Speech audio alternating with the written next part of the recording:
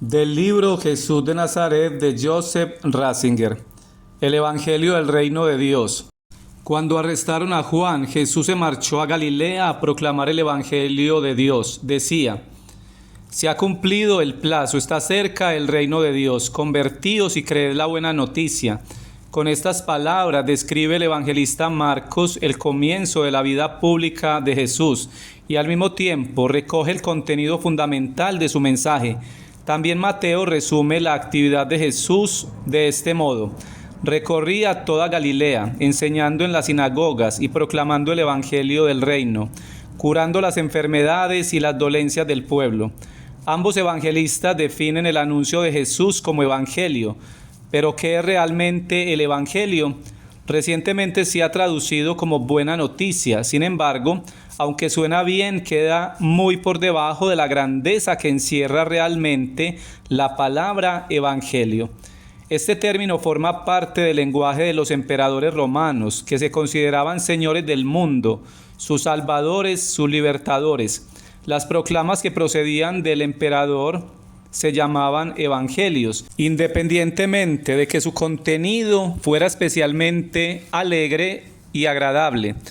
Lo que procede del emperador, esa era la idea de fondo, es mensaje salvador, no simplemente una noticia, sino transformación del mundo hacia el bien.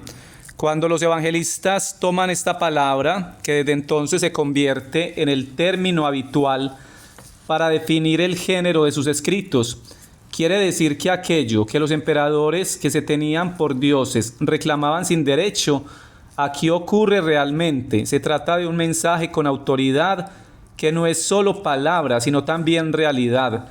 En el vocabulario que utiliza hoy la teoría del lenguaje se diría así: el evangelio no es un discurso meramente informativo, sino operativo. No es simple comunicación, sino acción, fuerza eficaz que penetra en el mundo, salvándolo y transformándolo. Marcos habla del evangelio de Dios. No son los emperadores los que pueden salvar al mundo, sino Dios. Y aquí se manifiesta la palabra de Dios, que es palabra eficaz. Aquí se cumple realmente lo que los emperadores pretendían sin poder cumplirlo. Aquí, en cambio, entra en acción el verdadero Señor del mundo, el Dios vivo. El contenido central del Evangelio, que es el reino de Dios, está cerca. Se pone un hito en el tiempo, sucede algo nuevo, y se pide a los hombres una respuesta a este don, conversión y fe. El centro de esta proclamación es el anuncio de la proximidad del reino de Dios, anuncio que constituye realmente el centro de las palabras y la actividad de Jesús. Un dato estadístico puede confirmarlo. La expresión reino de Dios aparece en el Nuevo Testamento 122 veces. De ellas, 99 se encuentran en los 3 evangelios sinópticos y 90 están en boca de Jesús. En el Evangelio de Juan y en los demás escritos del Nuevo Testamento, el término tiene solo un papel marginal. Se puede decir que mientras el eje de la predicación de Jesús antes de la Pascua es el anuncio de Dios, la cristología es el centro de la predicación apostólica después de la Pascua. ¿Significa esto un alejamiento del verdadero anuncio de Jesús? Es cierto lo que dice Rudolf Bultmann de que el Jesús histórico no tiene cabida en la teología del Nuevo Testamento, sino que por el contrario debe ser tenido aún como un maestro judío, que aunque deba ser considerado como uno de los presupuestos esenciales del Nuevo Testamento, no forma parte personalmente de él. Otra variante de estas concepciones que abren una fosa entre Jesús y el anuncio de los apóstoles se encuentra en la afirmación que se ha hecho famosa del modernista católico Alfred Loisy: Jesús anunció el reino de Dios y ha venido la iglesia. Son palabras que dejan transparentar ciertamente ironía, pero también tristeza. En lugar del tan esperado reino de Dios, del mundo nuevo transformado por Dios mismo, ha llegado algo que es completamente diferente. Y qué miseria, la iglesia. ¿Es esto cierto? La formación del cristianismo en el anuncio apostólico, en la iglesia edificada por él, significa en realidad que se pasa de una esperanza frustrada a otra cosa diversa. El cambio de sujeto, reino de Dios por el de Cristo y con ello el surgir de la iglesia supone verdaderamente el derrumbamiento de una promesa, la aparición de algo distinto. Todo depende de cómo entendamos las palabras reino de Dios pronunciadas por Jesús y qué relación tenga el anuncio con Él, que es quien anuncia.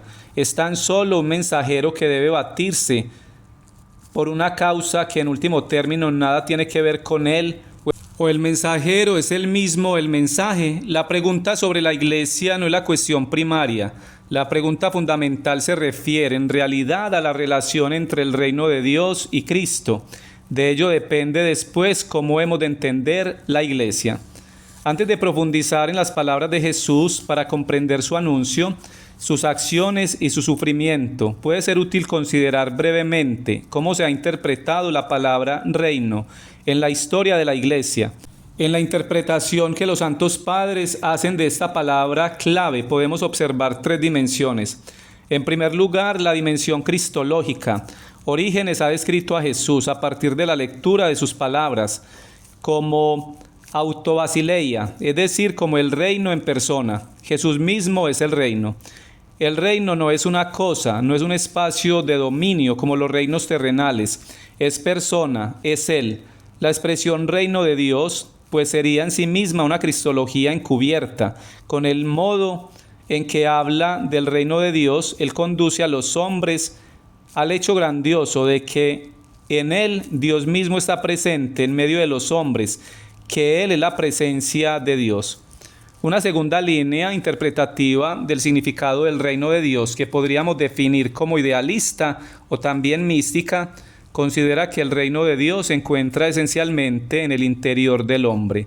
Esta corriente fue iniciada también por Orígenes, que en su tratado sobre la oración dice: quien pide en la oración la llegada del reino de Dios, ora sin duda por el reino de Dios que lleva en sí mismo, y ora para que ese reino dé fruto y llegue a su plenitud.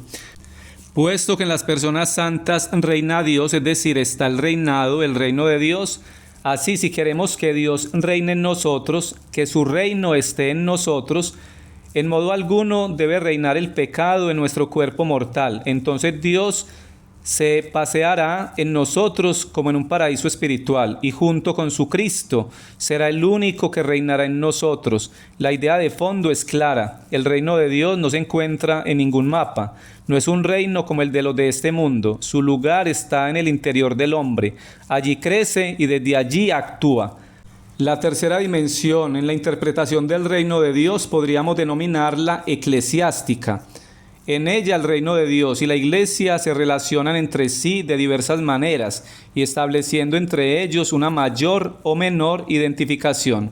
Esta última tendencia, por lo que puedo apreciar, se ha ido imponiendo cada vez más, sobre todo en la teología católica de la época moderna, aunque nunca se ha perdido de vista totalmente la interpretación centrada en la interioridad del hombre y en la conexión con Cristo. Pero en la teología del siglo XIX y comienzos del XX se hablaba predominantemente de la iglesia como el reino de Dios en la tierra. Era vista como la realización del reino de Dios en la historia. Pero entre tanto, la Ilustración había suscitado en la teología protestante un cambio en la exégesis que comportaba en particular una nueva interpretación del mensaje de Jesús sobre el reino de Dios. Sin embargo, esta nueva interpretación se subdividió enseguida en corrientes muy diferentes entre sí. Hasta acá la lectura de Jesús de Nazaret de Joseph Ratzinger.